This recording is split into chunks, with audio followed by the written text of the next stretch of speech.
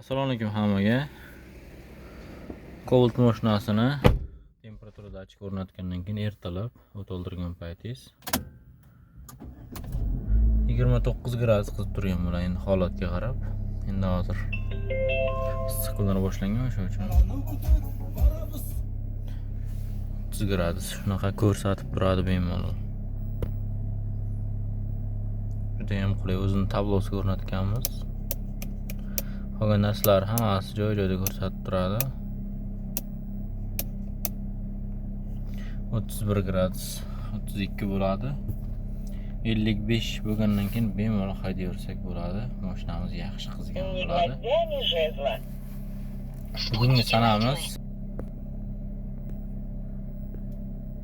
Bugungi sanamiz 12-iyun bo'ladi. 15-iyun kuni yo'lga chiqamiz. Yakshanba kuni Surxondaryogacha boramiz. Bemalol mana shu xizmatni qildirib olsalaringiz bo'ladi yo'l-yo'lakay. Telegramga yozsalaringiz gruppaga qo'shib qo'yaman, shu gruppadan onlayn kuzatib tursalaringiz bo'ladi. Qayerga kelganimizda shu 15-chil kuni yakshanba kuni bo'ladi. Ertalab soat 5 dan chiqamiz Toshkentdan to Surxondaryo Termizgacha yo'l-yo'lakay shu chiqib tursalaringiz qilib berib o'tib ketamiz mana shu xizmatni. Aksiyaga tushirib qo'ydik. 150 ming so'm hamma narsasi bilan programmalar ichida o'chib ketmaydi 100% garantiyalar bilan. Eng qizig'i Cobalt bo'lsa bo'ldi 2013-yildan to 2025-yilgacha bemalol shu xizmatni qilib beramiz chiroyli qilib. Hech qanaqa muammo qilmaydi.